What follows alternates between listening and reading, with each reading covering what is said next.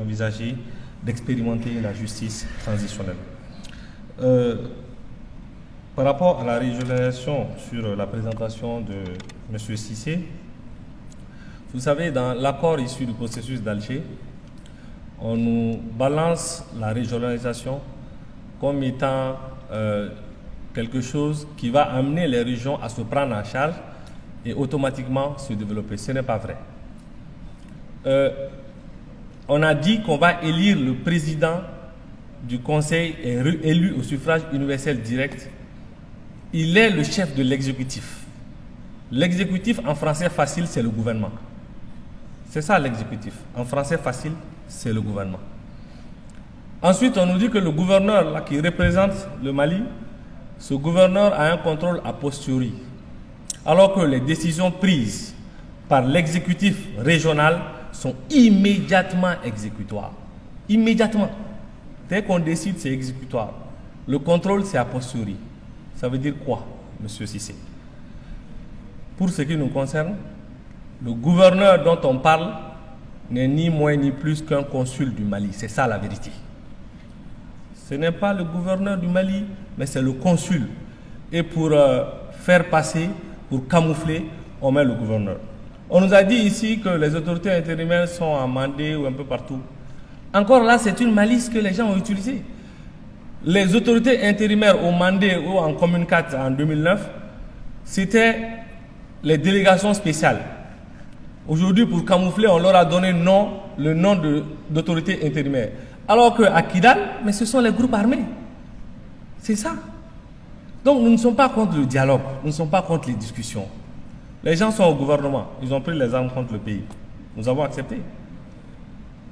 Ils sont au gouvernement, il faut déposer les armes maintenant. Mais pourquoi on ne dit pas ça? Il faut déposer les armes quand on est au gouvernement. On ne prend plus d'armes parce qu'on est aux affaires. Les questions de développement dont on parle, soyons honnêtes avec nous-mêmes. Kéniéba, tout près. Mais Kéniéba, c'est beaucoup d'or, hein? Mais ils n'ont pas d'eau, ils n'ont pas d'électricité. Il n'y a même pas à boire à Kéniéba. À Sabalibougou, à quelques kilomètres d'ici, il n'y a pas d'eau potable. Mais ils n'ont pas pris les armes. Les questions de développement ne sont pas exclusives aux régions du Nord. Il faut qu'on se le dise. Ces questions de développement sont exclusives à l'ensemble du pays. Mais si on doit tous prendre les armes parce qu'on ne serait pas peut-être là. Ça aussi, il faut qu'on ait le courage de nous le dire. La régionalisation, encore une fois, chers honorables, c'est la préparation du califat. On va faire des élections tout de suite. On fait les élections. Ould Matali, aujourd'hui, il est là-bas, il est ami avec les groupes armés, il peut gagner les élections parce que les groupes armés aident. C'est ça la vérité. Si on fait les élections à Kidal, ce sont les djihadistes qui vont gagner. Parce que c'est eux qui ont les armes. C'est eux qui ont la réalité du terrain.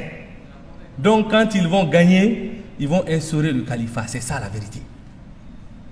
Donc cette histoire de régionalisation là, ce n'est pas une première fois, c'est dans les documents. Oui, parce qu'on allait chercher dans les documents. On met des choses là-dedans. Et parce qu'on est convaincu que les Maliens, dès qu'ils vont se plaindre, on va dire non, ça existait déjà. Oui, ça existait, mais c'est pas. Le processus de décentralisation, c'est un échec qu'on est là. C'est parce que c'est un échec que nous sommes ici. C'est les meilleurs agents immobiliers.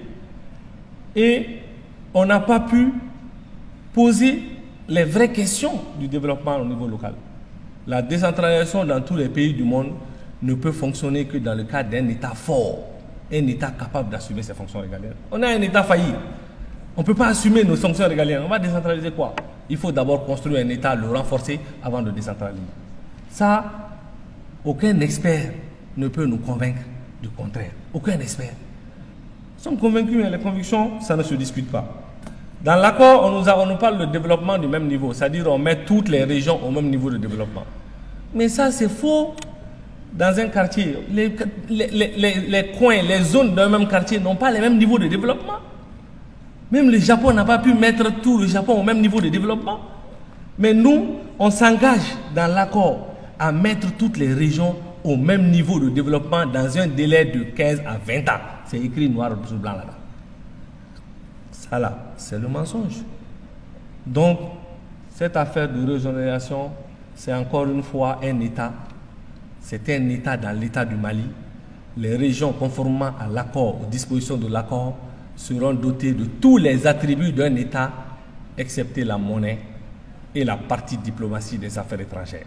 Parce que quand on prend les affaires étrangères, c'est deux volets. C'est la coopération et la diplomatie. Et dans le cas espèce, les régions autonomes auront la coopération, mais ils n'auront pas la diplomatie. Encore là, c'est un jeu de mots. La monnaie, ils n'auront pas de monnaie. Le Mali même n'a pas la souveraineté monétaire. Donc, les experts là, ceux qui ont écrit cette affaire-là, mais qui respectent notre intelligence, on est capable de comprendre. Et on a compris. Le peuple malien a compris. C'est pourquoi ça bloque. Et ça ne passera pas. C'est pourquoi ça bloque cette affaire-là. Et ça ne passera pas. On va faire 10 000 ateliers, on va faire des conférences, on va nous envoyer aux police territoriales, on va nous envoyer... Mais ça ne passe pas où? Cette affaire-là, le gouvernement de transition, c'est une période exceptionnelle. Prenons notre courage à deux mains. Cette affaire, il faut déposer à côté. Nos frères, venez, on va discuter parce que nous et les Touaregs, il faut qu'on se le dise, c'est la communauté de destin. Nos ancêtres ont combattu le colon pendant 70 ans ensemble. Nous sommes allés à l'indépendance ensemble. La première république, on l'a construite ensemble. Pendant 70 ans, il n'y avait qu'une seule école à Kidal. L'école d'Intanaït, j'oublie le nom. Mais après tout ce qu'il y a eu, c'est la première république qui a construit. Avec nous les Touaregs. Mais nos frères égarés, certains qu'on a recrutés, il faut le dire, que des puissances étrangères ont recruté parce que dans le sous-sol du septentrion malien, il y a de l'or, il y a du pétrole, il y a du bauxite. Le ministre Zahabi l'a dit, il y a beaucoup de ressources. Et il y a une ressource, je vais vous surprendre, qui va être la cause des guerres futures, c'est l'eau. Et il y a l'eau souterraine à Kidal, dans le septentrion malien, et cette eau, c'est de l'eau douce et sous pression. Voici pourquoi c'est normal que les gens se battent pour nos richesses, mais nous aussi, on doit défendre nos richesses. Donc, il n'y a pas d'alternative à nous asseoir et discuter avec nos frères, mais dans un cadre organisé, il faut d'abord désarmer. En France, là, les Français qui ont écrit cette affaire-là, qui se promènent partout à défendre, mais eux, ils ont discuté avec les Corses. Mais ils ont dit d'abord désarmer, ils ont discuté. L'État basque en Espagne, on les a désarmés, d'abord on a discuté.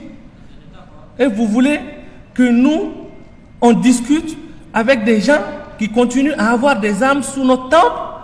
Vous voulez que des gens qu'on a mis dans notre gouvernement qui continuent à garder des armes, qu'on discute? Vraiment, qu'on regarde cette affaire-là avec l'œil de lucidité. Hein. Donc, moi je reste cramponné sur cette position. Parce que c'est ça l'intérêt de notre pays. Nous ne sommes pas des va-t-en-guerre. Nous sommes le pays qui a donné naissance aux plus grands empires et aux plus grands royaumes. Nous sommes le pays, nous sommes les héritiers des grands empires. Nous sommes le pays qui restera debout. C'est cette nation-là qui est belle et en même temps elle est rebelle. On sera rebelle tant qu'on ne va pas nous respecter. C'est clair. La colonisation, prenez notre histoire. La colonisation, ils ont mis plus de temps à conquérir le Mali que tous nos pays voisins. Parce que nous sommes une nation. Et cette nation-là, l'État veut la mettre en péril à travers l'accord, à travers quelques cadres fonctionnaires qu'on amène dans les salons feutrés, dans les bureaux là-bas, on les met dans les classes à